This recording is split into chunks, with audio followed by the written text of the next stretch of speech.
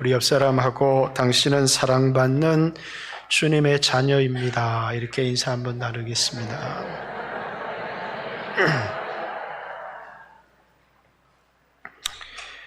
원래 오늘 본문은 1절은 우리를 하나님의 자녀라 일컬음을 얻게 하기 위해서 하나님이 어떤 사랑, 어떤 대가를 우리에게 지불하셨는지 알고 있느냐라는 말이고, 2절은 우리가 하나님의 자녀이기 때문에 현재는 하나님의 자녀이지만 초라하기도 하고 비참하지만 장래는 우리가 그와 같을 줄 안다라는 것은 너무나 영광스러울 것이다 라는 이야기를 하는 것이고, 3절은 이 소망을 가진 사람들마다 이 세상에서 자신을 깨끗하게 한다라는 말씀입니다. 말씀은 간단한 것 같지만 이 속에 들어있는 의미는 너무나 깊고 큰 의미들이 들어있습니다. 그래서 오늘 1절, 2절, 3절을 이 말씀을 묵상하다가 다 설교할 수가 없다 그런 생각이 들어서 오늘은 1절, 2절 이렇게 2절 말씀만 여러분과 나누겠습니다. 부모들은 자기 자녀를 귀하게 여깁니다. 이 세상 누구보다도 자기 자녀를 사랑합니다. 그래서 이 세상에서 자기 자녀가 잘 되기를 원합니다.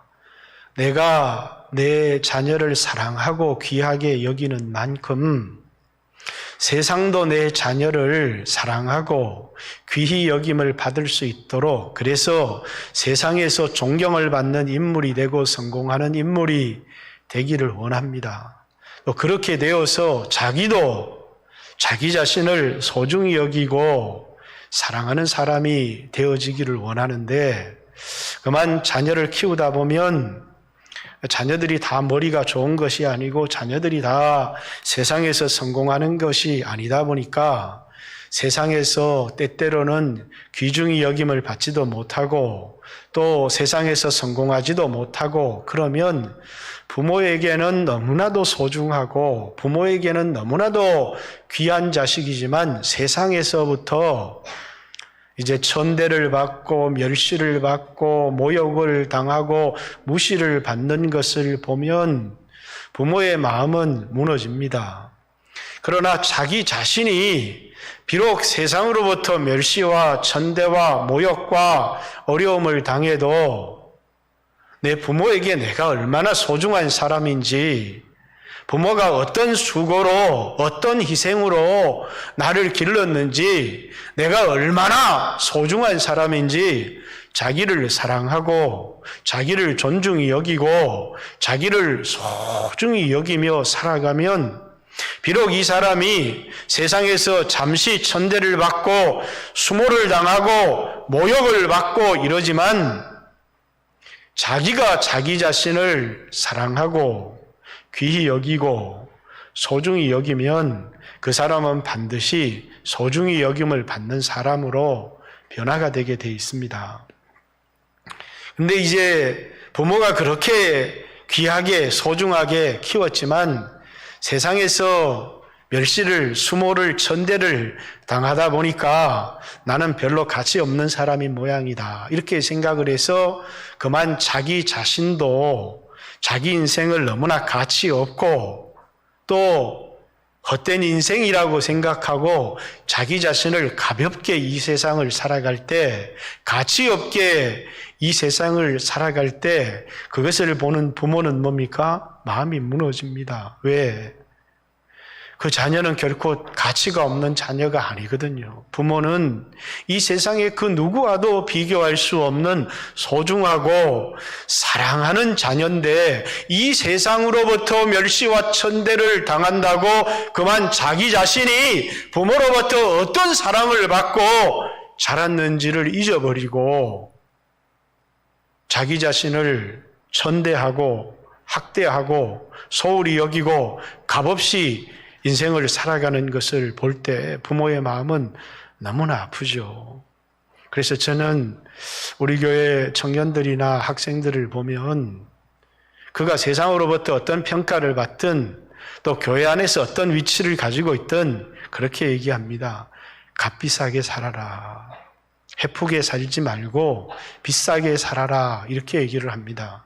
왜냐하면 자기 자신을 사랑하지 못하는 사람, 자기 자신을 소중히 여기지 못하는 사람, 대부분 사랑받지 못한 사람들은 자기 자신이 얼마나 소중한지를 알지를 못합니다. 또 사랑을 받아도 그 사랑을 깨닫지 못하는 사람은 자기 자신이 세상이야 나를 어떻게 평가하든지 간에 내가 얼마나 귀하고 내가 얼마나 소중한 사람이라는 사실을 알지를 못합니다.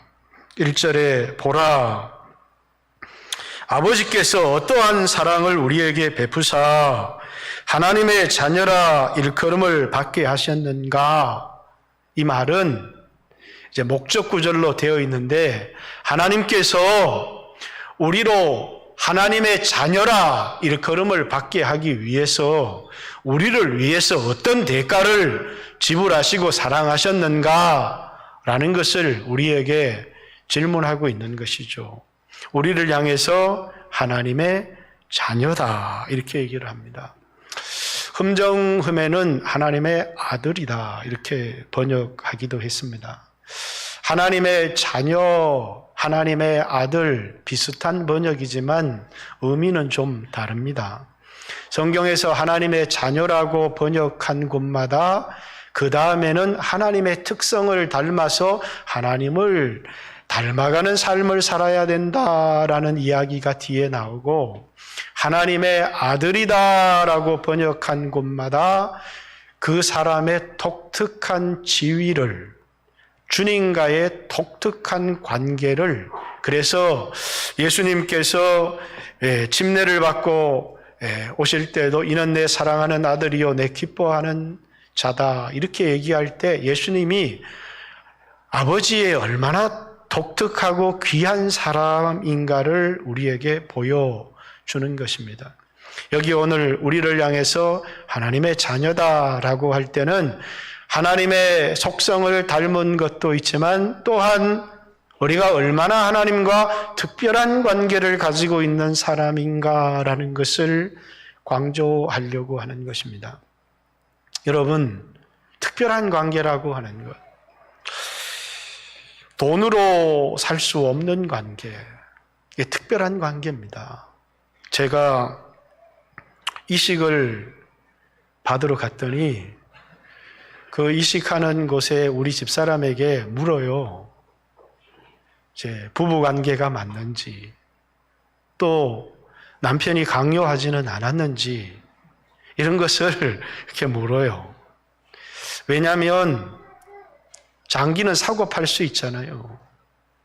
돈으로 극복할 수 있는 관계는 장기를 줄 수가 없어요.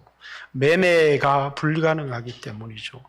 오직 특별한 관계에 있는 사람만 왜 당신은 그런 희생을 할 만큼의 관계가 보장되어질 때 국가에서 그것을 허락하기 때문입니다. 아마 국가에서는 부부관계는 하늘이 맺어준 관계는 아니라고 생각하는 것 같아요. 왜? 자기가 결정해서 한 결혼이니까. 그리스도인들은 하나님이 짝지어준 것을 사람이 나누지 못할지니라. 이렇게 부부관계가 원래는 한 몸이었고 하나였고 나눌 수 없는 관계고 특별한 관계인데 세상은 그렇게 생각하지 않고 돌아서면 남남이니까 아주 특별한 관계로 생각하지 않았던지 다 자란 아들이 둘이나 있는데 왜 부인이 주려고 하십니까? 이렇게 묻더라는 겁니다. 그렇죠. 특별한 관계가 아니면 결코 희생을 할 수가 없는 것입니다. 오직 특별한 관계를 가지고 있기 때문에 희생을 하는 거예요. 하나님께서 우리를 자녀로 삼으시기 위해서 어떤 희생, 어떤 대가를 지불하셨는가라는 것을 그래서 우리로 하여금 자녀라 일컬음을 받게 하기 위해서 어떠한 사랑으로 하나님께서 우리를 사랑하셨는가? 그 말은 하나님의 큰 사랑을 받은 우리가, 하나님의 자녀가 된 우리가 얼마나 귀한 사람인가라는 것입니다. 여러분, 하나님이 마귀의 자녀였던 우리를 하나님의 자녀로 일컬음을 얻게 하기 위해서 이 세상의 어떤 사람의 희생도 너무나 귀한데, 여러분, 부모가 자식을 위해서 그 자식을 성공시키기 위해서 어마어마한 희생을 합니다. 저도 우리 교회 성도들을 보면 말하지 않아도 남편을 사랑하는 것보다 이 사람은 자식을 사랑하는구나 할 만큼 자식을 위하여서 온몸을 바쳐 헌신하는 많은 사람들을 봅니다. 그토록 자신들에게는 특별하고 소중한 존재라는 것이죠. 그런데 하나님께서 하나님의 자녀된 여러분과 저를 위하여 어떠한 희생을 하셨는가? 여러분은 하나님과 어떠한 독특한 특별한 관계를 가지고 있는 사람인가? 라는 질문을 우리에게 하고 있는 것입니다. 그 말 속에는 뭡니까? 우리가 얼마나 귀한 사람인가? 우리가 얼마나 소중한 사람인가? 세상은 우리를 어떻게 평가하든지 간에 하나님께서 하나밖에 없는 자신의 유일한 아들을 세상에 보내셔서 그 아들을 버리시고 얻으신 양자들이라면 여러분과 제가 얼마나 귀한 사람이겠습니까? 돈 몇 푼을 주고 데려온 노예가 돈 몇 푼을 주고 돈 얼마를 주고 사온 그 사람도 그 돈의 가치만큼 귀하건만 하나님께서 우리가 얼마나 소중한 사람이라는 사실을 우리에게 각인시키기 위해서, 우리가 하나님의 자녀라는 사실을 우리에게 각인시키기 위해서 그분이 지불하신 대가, 그게 뭐냐라는 것입니다. 그게 자신의 생명이라는 것입니다. 생명을 주어서 우리를 사셨다는 거예요. 그러니까 우리는 뭡니까? 세상에서는 보잘것없는 존재로 보일지 모르지만 하나님 앞에서는 우리가 얼마나 소중한 존재냐라는 것이죠. 여러분, 한 사람 한 사람이 부모로부터 받은 사랑 그 하나만 가지고도 여러분을 사랑할 수 있습니다. 왜? 이 세상에 이토록 나를 사랑하는 사람, 저는요 아주 좋지 못한 동네에서 자란 것 같아요. 노름이 동네에 얼마나 많았는지 몰라요. 겨울만 되면 노름을 하는데, 노름을 하고 재산을 다 잃은 사람이 꼭 농약을 먹고 부모 산소에 가서 죽어요. 그걸 보면 사람이 마지막으로 돌아가는 것이 자기를 무조건적으로 사랑했던 그 부모의 사랑을 생각하는구나. 이번에 박원순 시장도 보니까 화장해서 부모님 산소에 뿌려달라라는 것은 아마 자신의 인생의 마지막으로 기억했던 것이 부모님이 아닐까, 그런 생각을 해봅니다. 왜? 그 받았던 사랑이 너무너무 귀하기 때문입니다. 그렇듯이 여러분과 저는 하나님으로부터 너무나 큰 사랑을 받은 사람이고, 그런 사랑을 받은 우리가 우리 자신을 아무렇게나 생각하고 아무렇게나 살아서는 안 될 너무나 귀한 존재라고 하는 하나님과의 특별한 관계 속에 있는 사람들이다라는 사실을 말하는 것입니다. 그러면서 그 뒤에 뭐라고요? 우리가 그러하도다. 그렇다, 우리는 너무나 큰 사랑을 받은 하나님의 자녀다. 그러므로 세상이 우리를 알지 못함은 그를 알지 못합니다. 세상이 우리를 대우해 주지 않는다는 겁니다. 세상이 우리를 알지를 못해요. 우리가 어떤 존재인지. 천사는 우리를 보고 흠모하지만 세상은 우리를 조롱하고 비웃고 아무것도 아닌 존재인 것처럼, 예수님도 이 세상에 이 세상을 창조하신 하나님이셨고 또 그분이 모든 만물의 주인이시지만 이 세상에 오셨을 때는 우리와 같은 종의 형체를 입고 오셔서 목수의 아들 요셉의 아들로 30년을 사셨습니다.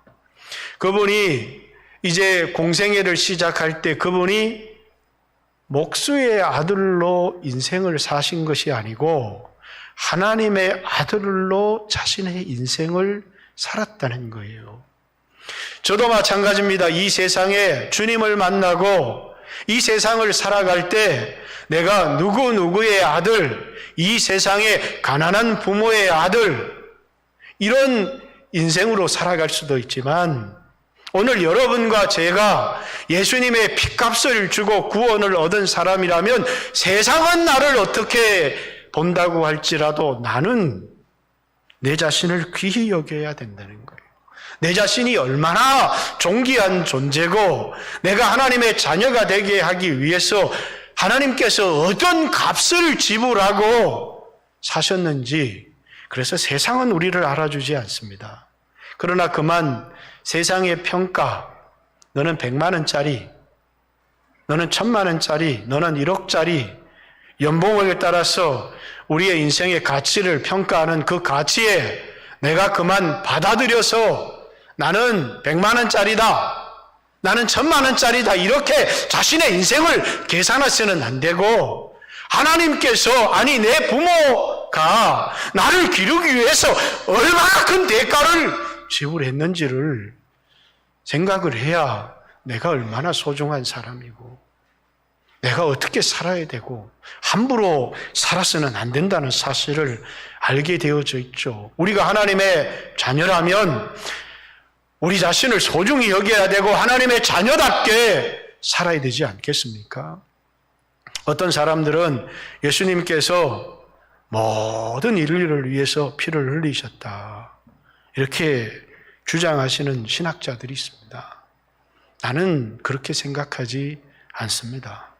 예수님이 모든 사람을 위하여 피를 흘리셨다면 예수님의 한 방울의 핏방울도 이 세상에 헛되이 흘린 것이 없기 때문에 모든 인류는 구원을 얻게 될 것입니다. 그러나 예수님이 모든 사람을 위하여 피 흘리신 것이 아니라 그분이 창세전에 선택하신 제한 속죄설, 이렇게 얘기합니다.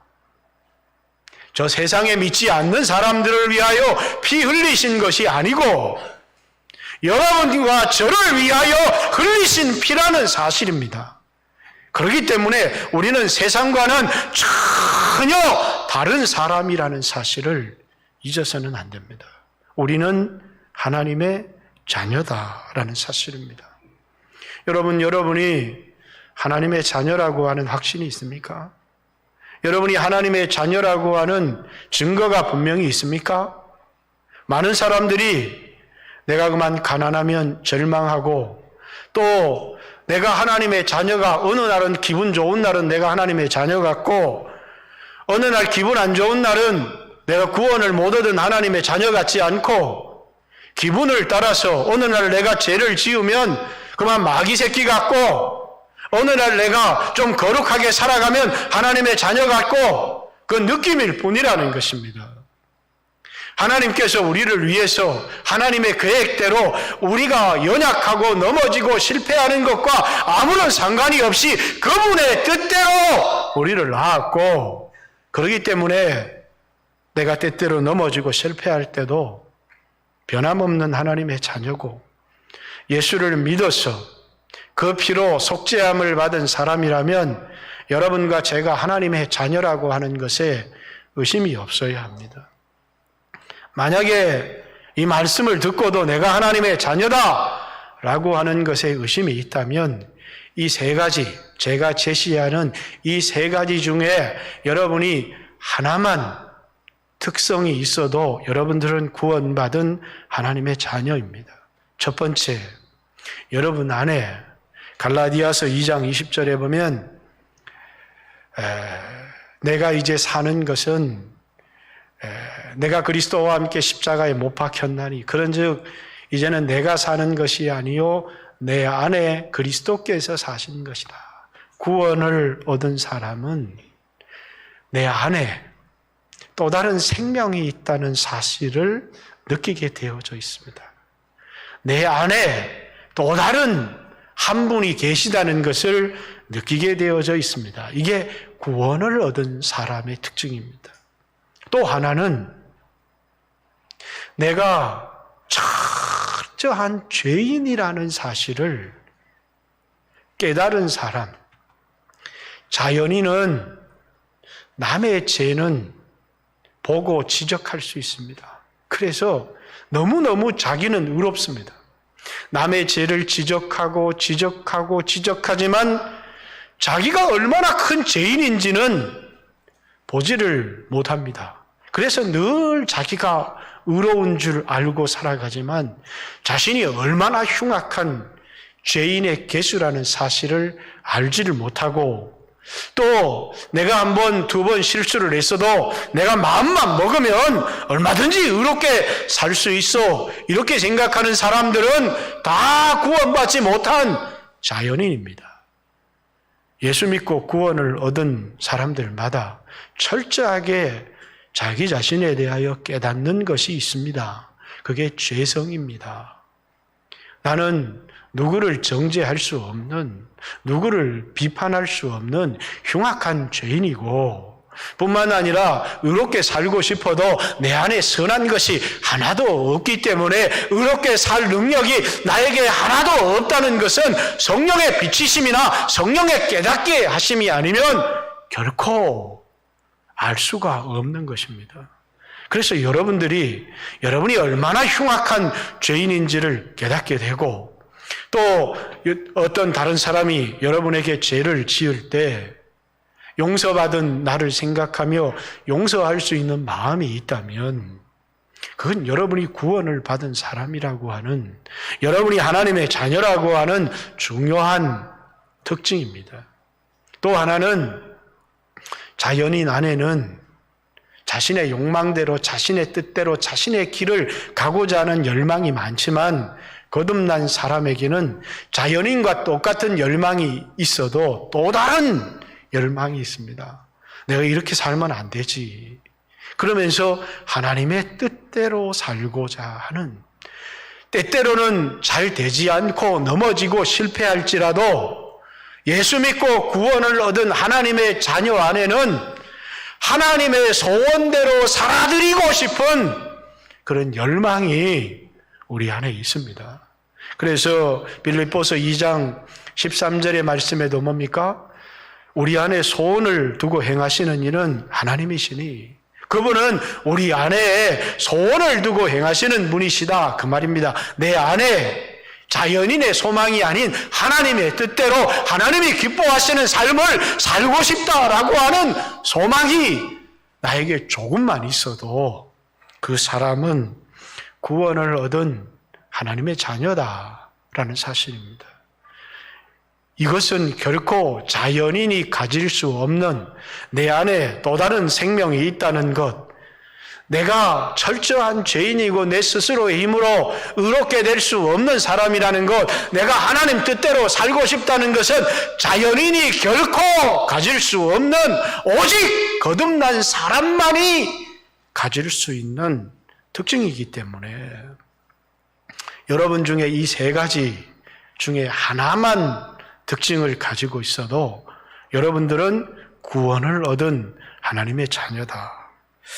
물론 저는 청년 때 죄를 짓고 넘어질 때마다 성령이 떠나시면 어떡하나 그런 생각이 들어서 화장실에 가서 랄랄라 한번 해보고 방언기도가 되면 아유 내가 아직까지는 안전하구나 이런 생각을 한 적이 있었지만 그것이 중요한 것이 아니고 여러분에게 제시한 이 세 가지는 자연인, 구원받지 못한 사람에게는 결코 가질 수 없는 특성, 거듭난 사람만 그 속에, 그 양심에, 그 마음에 나타나는 변화이기 때문에 이런 속성이 여러분 안에 있다면 의심할 것이 없이 여러분이 하나님의 자녀다라는 사실입니다. 그래서 사랑하는 자들아, 2절에 우리가 지금은 하나님의 자녀다 이렇게 얘기합니다.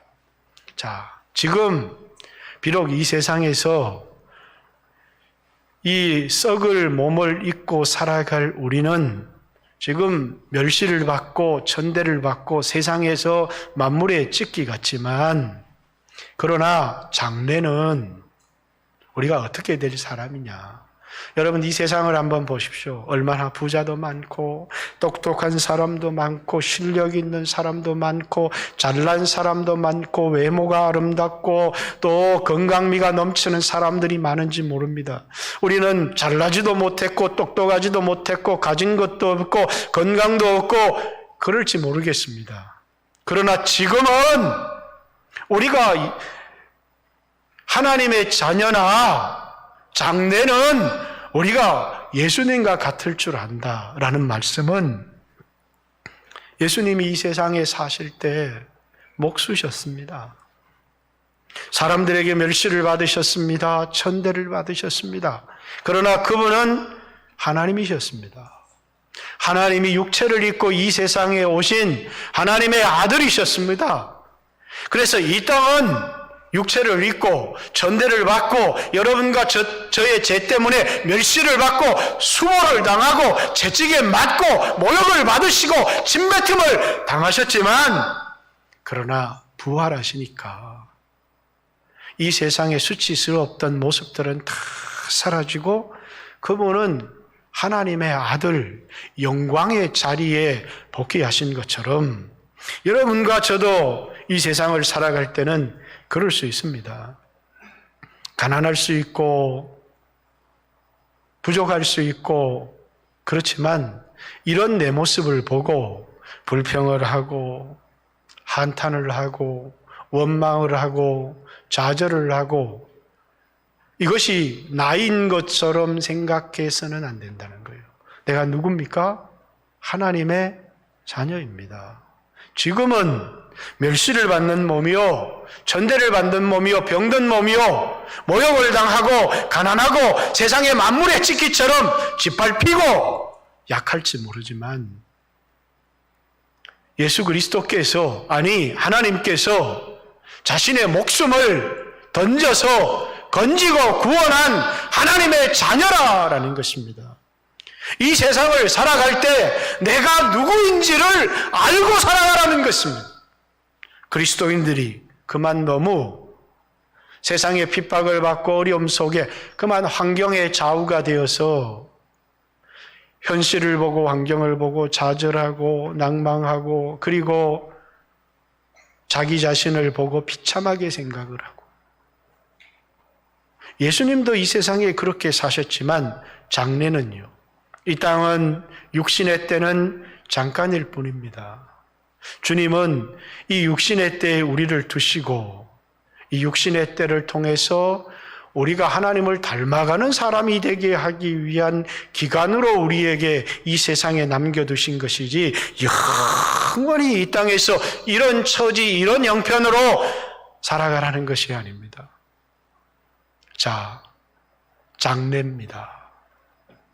주님의 재림의 때요, 혼인잔치의 때요, 이제는 사람의 평가는 다 사라집니다. 이제 주님이 오셔서 주님의 심판대 앞에 서게 될 때 사람이 나를 얼마짜리 평가했던 모든 사람의 평가는 이 세상에 사라질 것입니다. 오직 주님의 평가만이 우리의 영원한 삶을 결정하게 될 것입니다. 주님이 나를 어떻게 평가할 것인가? 너는 1조짜리야.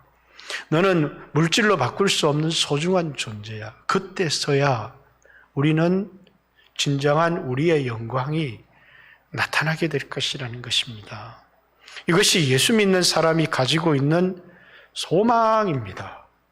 내가 이 세상에서 좀 돈을 벌어서 사람들에게 인정을 받아야지, 이 세상에서 인정을 받고 좋은 차를 타고 좀 사람들에게 좀 의시돼야지, 좋은 옷을 입고 명품백을 가지고 그래서 이 세상 사람들에게 너 돈을 잘 버나 보다, 너 참 성공을 했나 보다, 너 참 대단하다, 그런 평가를 받고, 실상은 자기의 이 영혼의 모습은 썩었고 죄악으로 문드러졌고 형편없는 모습을 가지고 있지만, 살고 있는 집과 타고 있는 차와 그리고 들고 있는 명품 백과 걸치고 있는 옷을 보고 사람들이 너 성공했나 보다, 그 평가가 좋아서 거기에 매여서 그리스도인들도 세상에 함몰되어 살아갈 수 있다는 거예요.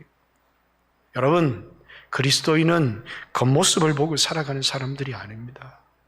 보십시오. 세상을 한번 보십시오. 사람들이 자신이 의로운 것처럼, 자신이 성공한 것처럼, 대단한 것처럼, 그러나 그리스도인들은 사람의 영혼을 보는 사람들입니다. 그들의 영혼을 보십시오. 그들의 영혼은 공고하고 비참하고, 그런데 그것을 눈에 보이는 것으로 커버하고 인정을 받고 대접을 받고 자신을 대단한 사람이라고 생각할지 모르지만, 그건 세상 사람들의 평가고 그건 자기의 평가일 뿐이지, 이제 주님이 오시면 세상이 새롭게 될 것입니다. 우리가 우리 눈에 보는 이 세상은 온데 간데 없어질 것입니다.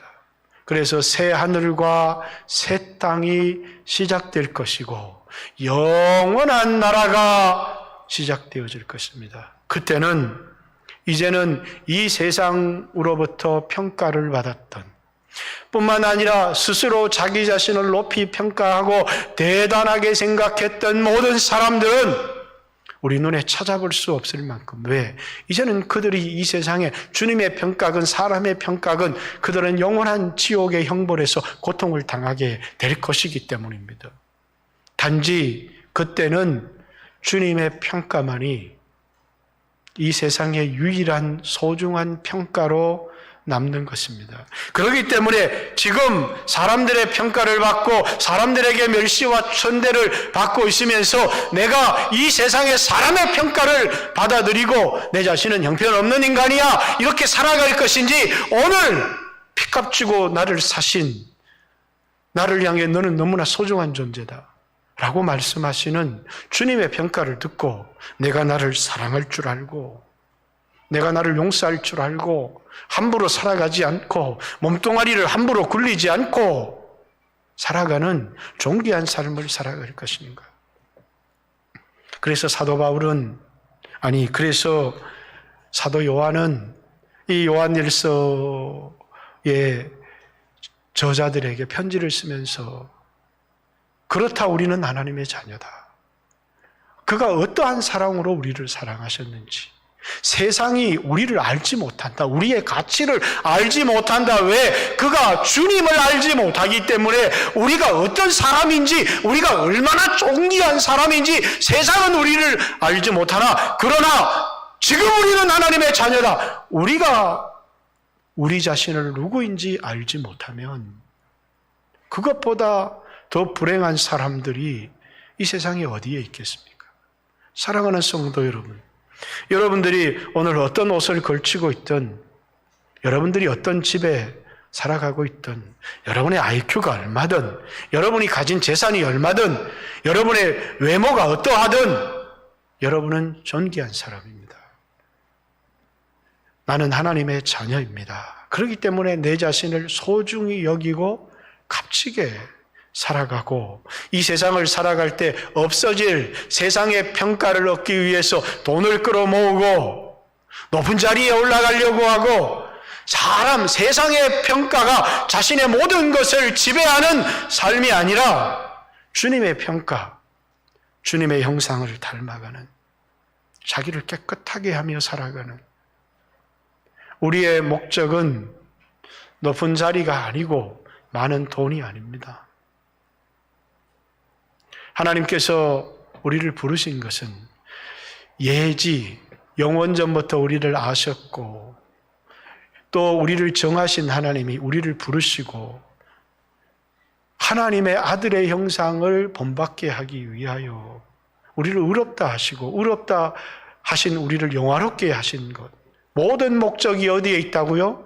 하나님의 아들의 형상을 본받게 하기 위해. 세상의 평가가 좋은 사람들은 끊임없이 그 평가는 잠시 잠깐 이 세상에 유효할지 모르겠습니다. 그 평가를 가지고 자기 자신을 성공하고 값진 사람이라고 생각하며 거울 앞에 비춰진 자신의 모습을 바라보고 큰 차와 넓은 집을 가지고 자부심을 가지고 살아가면서 자신의 영혼이 문드러지는 것을 보지 못하는 사람은 어리석은 사람입니다. 여러분, 왜 말씀 앞에, 왜 기도 앞에 서야 합니까?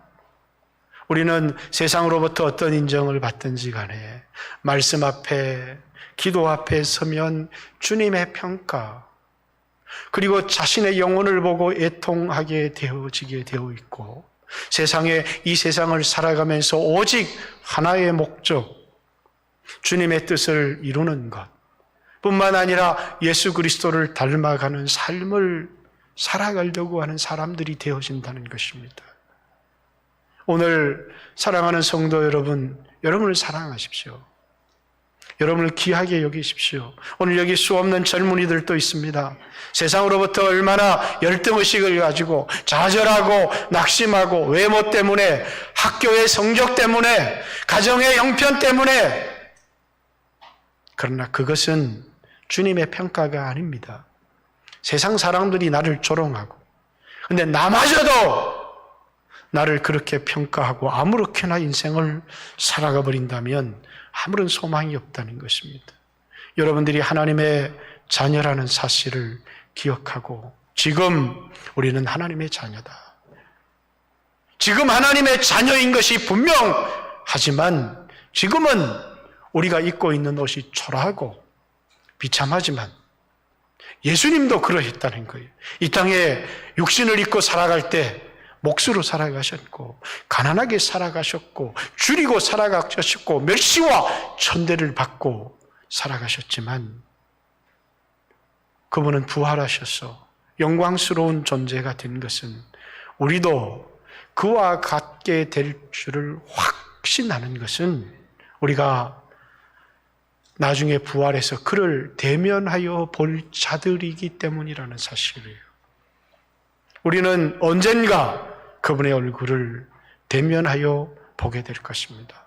여러분이 영화로운 존재임을 기억하시고, 이 세상에 그저 세상의 평가에 길들여지고 종이 되어서 그걸 성공한 인생이라고 생각하며 살아가고, 그렇게 살아가려고 몸부림치며 살아가는 것이 아니라 여러분의 신분, 내가 하나님의 자녀라는 사실을 잊지 않고 여러분의 영혼을 거룩하게 하며 살아가는 귀한 성도들이 되시기를. 이 세상은 마치 그런 사람들이 지배하는 세상인 것 같고, 그런 사람들이 힘을 가지고 교회를 박해하고 핍박하는 것 같지만, 그러나 이 세상은 전부가 아니고 그것이 우리에게는 대적하고 싸우고 하는 기회가 아니라 회개하고 우리의 영혼을 깨끗하게 하는 기회가 되어서 여러분 자신 어떤 어려움들이 우리에게 찾아오든지 여러분이 하나님의 자녀의